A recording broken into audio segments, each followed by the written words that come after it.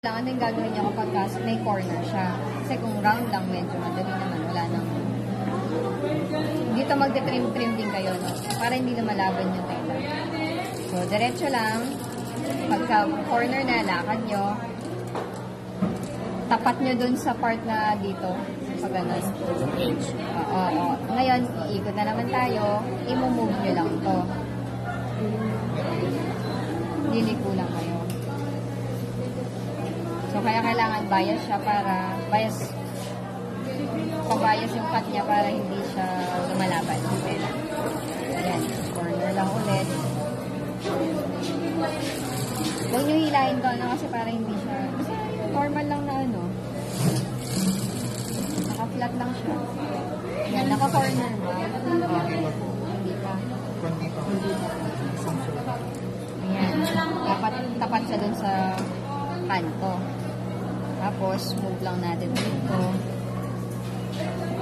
Kapag kunyari yan, naiipit yung tela, adjust na lang, tapos sukitin nyo na lang ang ring. Kasi dapat hindi nag-fold yung next step natin. Ganyan. Tapos, kunain natin. Yan.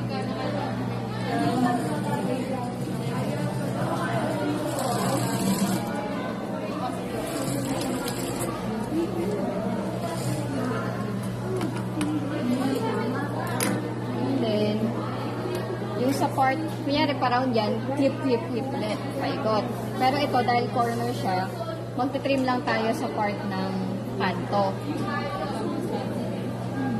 So, titingnan nyo, dapat huwag nyo putulin masyado yung tela nyo. Automatic shift. Oo, bukbuan. Sayang.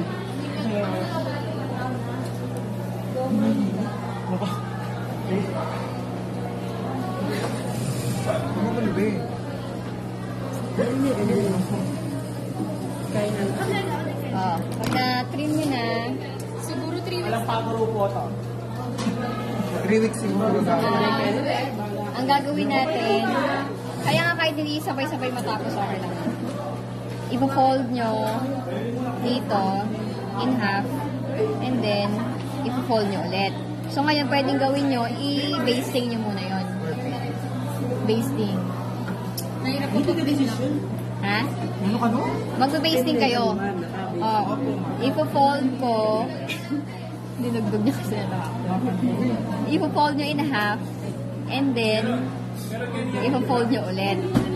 Kailangan kapantay dun sa tahi, yung tinahin nyo kanina.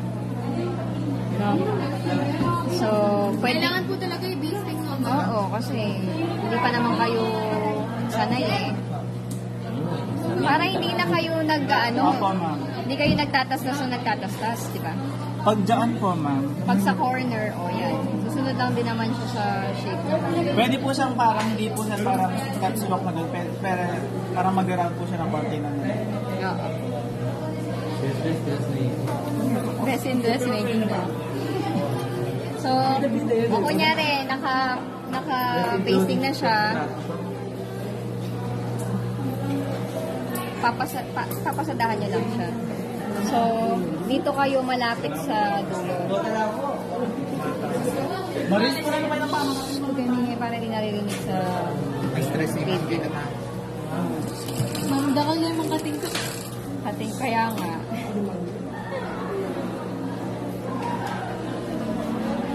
Kapag bias po, may ganyan yun, ma'am. Oo, may talaga siya. Tapos hanapin niyo yung kanto. Ay, pasok na. Dapat nakababa yung natin. Kailangan niya talaga yung basta. Kailangan naka-basing talaga siya. Para hindi nyo na pinoproblema yung fold ko. Sa kabila. Sa kabila, nagpas talaga siya. Pero dito, Okay lang kung lagpas sa wrong side niya. okay lang. Huwag lang masyadong malayo yung lagpas niya. Oo, isang actually, marami pang to pwedeng ganito. Tapos ipo-fold mo ng buo, di ba? Pero ito na lang. Secret. Tapos ko, Secret.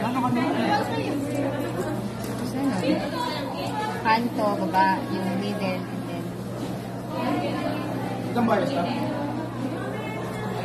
na makuha ninyo, no?